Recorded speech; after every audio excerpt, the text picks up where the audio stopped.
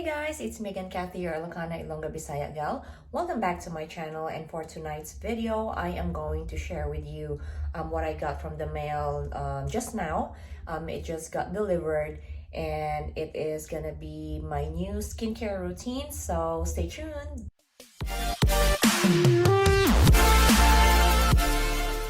Okay, so now I am going to try on a new set of skincare products for my nighttime routine skincare.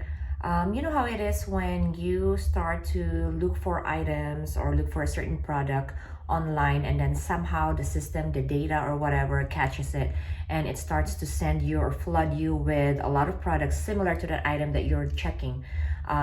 Tulad ng sa Facebook, naglalagay ako or nagbabrowse ako ng mga skincare, mga serum, mga makeup, mga ganon. Tapos, magtataka ka na lahat ng mga social media accounts mo, meron ng mga ads na similar to that. Parang nakakatch nila na tumitingin ka sa ganung klase ng produkto. Kaya nagbibigay sila ng mga recommendation na gusto mong itry or gusto nilang bilhin mo. So, isa ito sa mga produkto na inad sa akin or inadvertise doon sa Facebook account ko. It's called Medicube.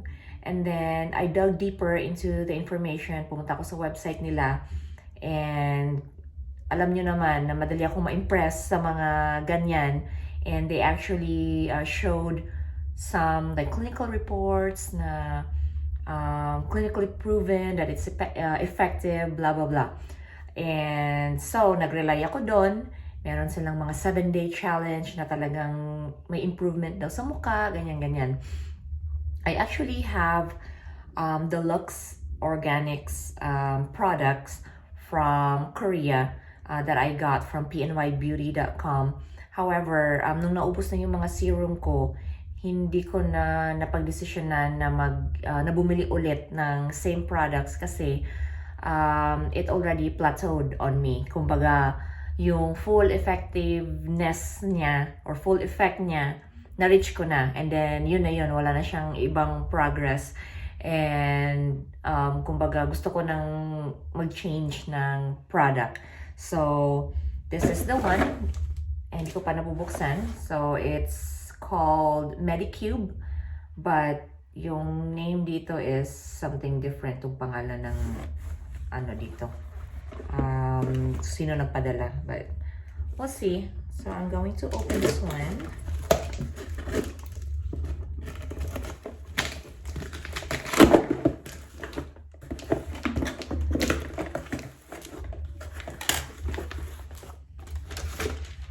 Okay, so I have the Medicube Triple Collagen Serum. It's this one. And let's open this one. So it looks like this. Medicube. And then together with that, ito talaga yung pinaka-target ko. Bumili ako ng dalawa. So it's the Medicube Deep Vitamin or Vita C Ampule. So ayan. And then that one. So I think merong 3 sa loob or 5. Let me see. But ang kiniklaim nila is this one box is good for 7 days, and they do the like 7-day challenge to see na talagang effective siya. Kaya parang kung nagde-dare sila ng mga challenge na ganyan, they better work, di ba?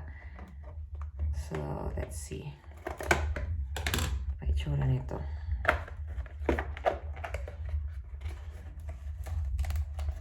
And then, since naubos naman na yung mga serum ko doon sa Luxe Organix, ito na yung parang replacement ko.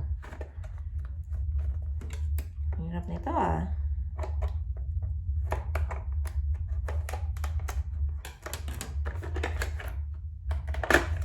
Okay. So, ang itsura niya, they go like this.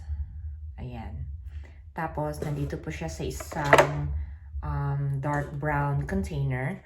And yun yung sabi nila lagi is itong vitamin C, yung talagang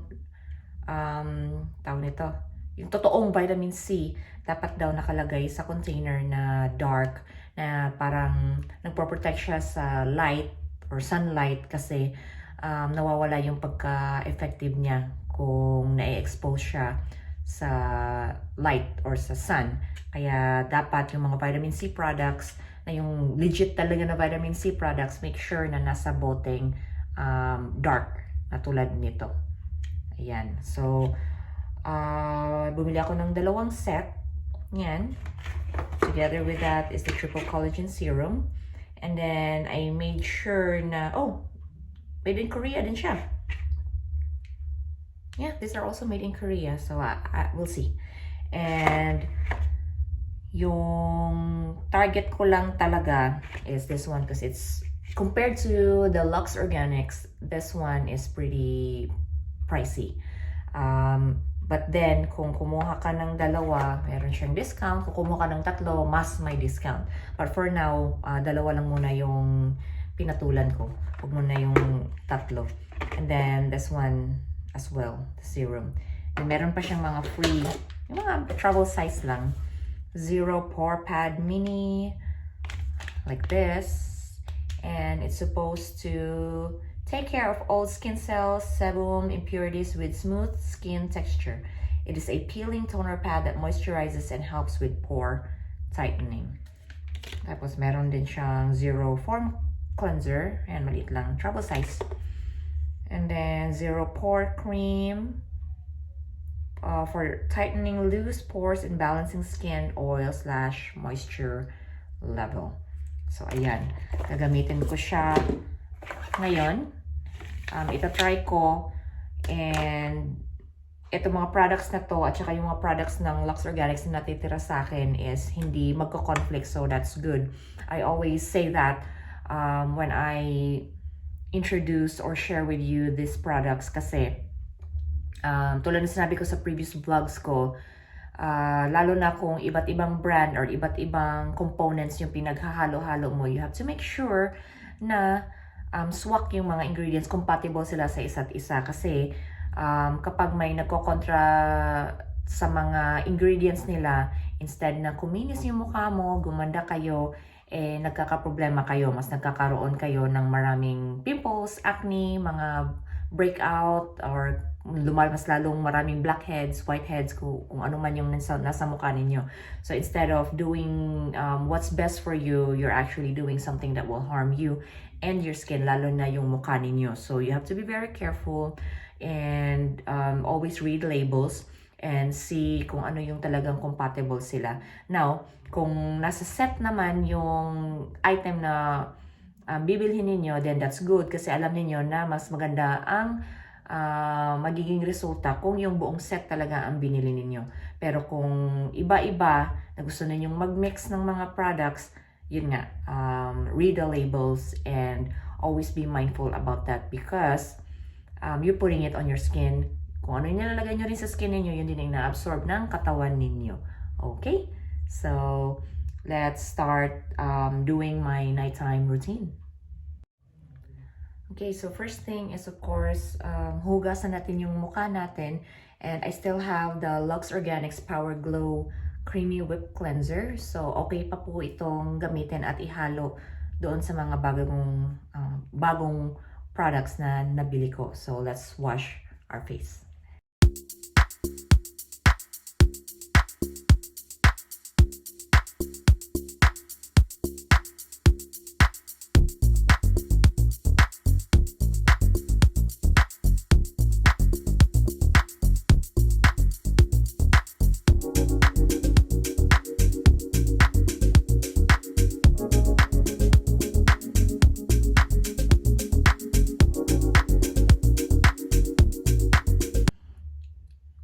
Next is the Luxe Organix Power Glow Essence Toner. So, terno pa rin po ito. And then, we're gonna use a cotton pad. Ubus na pala ito. Ayan. Okay natin. So, meron pa, nangangalahati pa ako dyan. So, okay pa tayo. But I think, pag naubos to, gusto kong itry yung sa Medicube. na brand. Natitempt ako na bumili kasi nga meron siyang nire-recommend na set, and talagang natitempt ako na bilhin yung toner, but I still have this and I don't really want to waste it. I know it's affordable, pero nung binili ko yan together with the rest of the products that I had and still have right now, it came up to a pretty big chunk of money, kaya kailangan magtipid and kailangan ubusin. Yan. And I do have this, I don't know what that is. It doesn't look like a pimple kasi wala siyang pore para lumabas kung ano man yung nasa loob niya. Medyo matigas. It's weird. And it's been there for almost 3 weeks for it, or 4 weeks na siguro. And hinintay ko lang siya talaga na mawala, or I don't know what I need to do on that one, but yeah, I have something there for that. But other than that, life is good. Charot. Yan. And then next would be, let's try the Medicube Triple Collagen Serum for all skin type. Ayan. Meron siyang parang cap. So, ano ba to? Okay.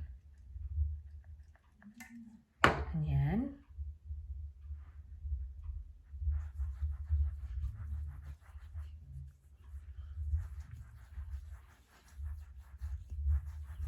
So, ang ano ko naman talaga dito, ang talagang habol ko lang is hindi yung so much about having a very white complexion or kung ano man. Ang gusto ko lang talaga, ang main target ko is to make my wrinkles, my fine lines less visible. Kasi nga meron na yan dyan. Yun lang naman ang gusto ko. Pero itong sa vitamin C serum, sinasabi nila na it can also lighten the skin, mga ganon-ganon. But siguro bonus na lang kung talagang magla-lighten yung skin.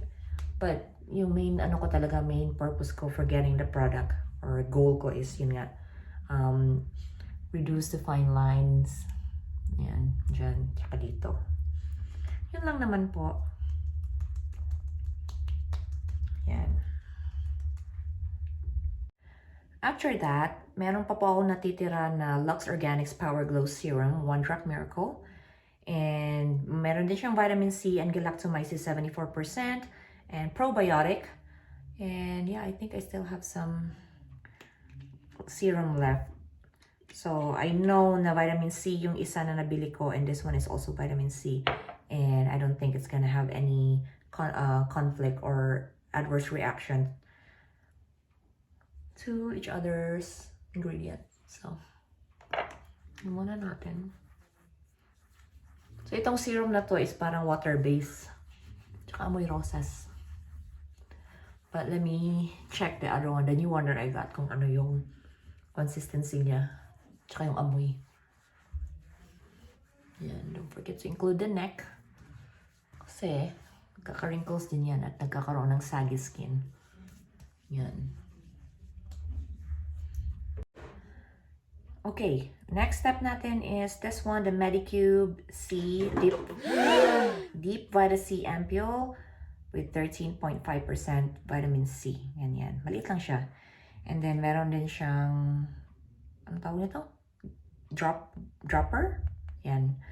And then, ito yung gagamitin mo for those three bottles that you have there sa isang pack. Ano natin? Amoy antibiotic na naman. Oh! So, let's see.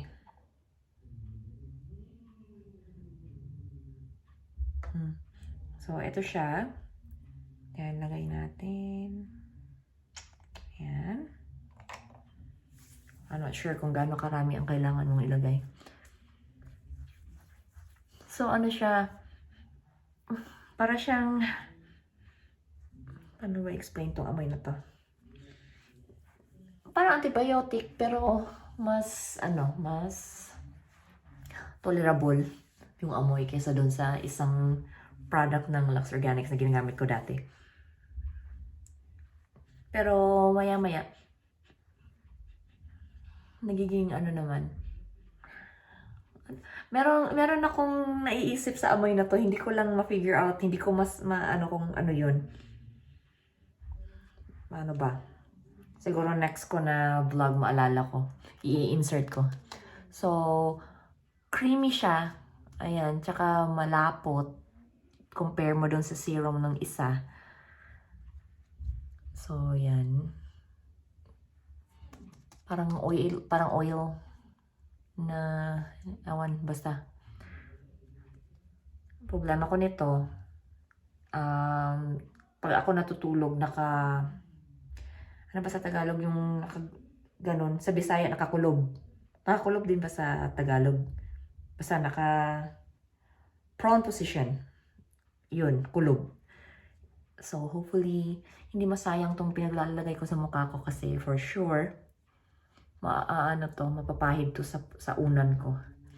Oh, and also, before I forget, sabi pala doon, kasi ito talagang sensitive sa sun or sa sunlight, and pag nilalagay mo to sa mukha mo, you are also prone of having sunburn. So, ang nire-recommend nila is for you to use this one at night para kumbaga whole night ma-absorb ng skin mo yung ingredients, and at the same time parang less prone ka sa sunlight, but you still need to use sunscreen, which I do have from Luxe Organix, and yun ang ginagamit ko every day. So I think I'm good, but I will follow what they recommend, which is putting this on every night. Only one time a day. So every night ko to gagamitin, and then during daytime, iba naman yung serum na ilalagay ko sa mukha ko for me to spend the whole day outside and maging okay pa rin yung skin ko. Yan. Okay, so ang next ko po na ilalagay sa mukha ko is this Luxe Organix Aloe Vera and Snail Soothing Gel. This is for all skin type. It has hyaluronic acid, collagen, and arbutin. Ayan, it looks like that. And then I also got this one together with the rest of the Luxe Organics products that I have. And sa lahat ng mga to, ang natitira lang na masasabi kong talagang punong-puno pa is ito, yung ibang mga pang-morning skincare routine ko, and then this one. So as you can see, ginagamit ko to every night. Mga ilang buwan na ba to? At least 2 months siguro. And nakikita nyo naman, talagang punong-puno pa siya. Sobrang dami pa. Kasi konting-konti lang ang kailangan ninyo dito na ilagay sa mukha ninyo para ma-spread yung products or itong, ano ba to? Hindi siya gel. Para siyang gel. Pero hindi din siya serum. Yan, sa buong mukha mo. So, tulad niyan, konting-konti lang talaga. Ganyan. That's it. So, parang hindi talaga nababawasan yung snail, ano ba to? Snail soothing gel. Yun pala. Yan. So, lagay mo.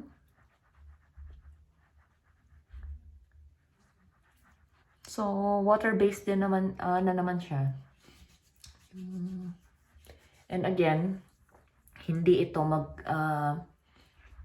magkakaroon ng reaction doon sa bagong brand na nilagay ko or binili ko.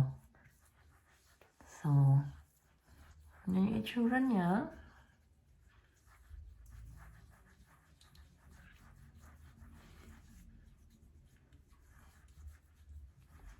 And that's it. Lamig. Refreshing. Ayan. There you have it, my new nighttime skincare routine using the new product that I bought, which is the Medicube Vitamin C Ampule and the Triple Collagen Serum, together with the Luxe Organics that I already have. And I am going to really monitor it and see if it really works for 7 days, kung talagang swak siya at saka compatible yung mga products na pinaghalo ko sa skin ko. And I will do another vlog to give you guys an update to see if this is also something that you would want or you would consider purchasing. So, but I will say this, not all skin types are the same. So, just because it works for me doesn't mean that it will also work for you, or doesn't mean kumbaga just because nagkaroon ako ng bad reaction doesn't mean na yun din ang mangyayari sa inyo. So by the end of the day, magdidepende din po yan sa skin type natin at kung ano yung talagang mas hiyang sa atin. So ito yung lang yung personal preference ko and personal review ko, try out ko kasi I have my own skin type. So, kung magkapareho tayo ng skin type and all these products work for you, then great. But if mayroong reaction, then discontinue and do not use that product. Okay? So, I hope you guys enjoy this video. I hope you guys learned something, and if you want to try it on, then sure, please do. And let me know as well how it works for you and for your skin type. Again, I hope you guys enjoyed this video. Thank you so much for watching. Please don't forget to like and subscribe to my channel. And please don't forget to hit that bell button down below para naman notified kayo kung meron akong mga bagong videos na i-share sa inyo. Again, this is Kathy, your Ilocana, Ilongga, Bisaya gal. Always saying, don't let anyone turn you away from your purpose, and always live life for what it's worth. Thank you so much for watching. Bye!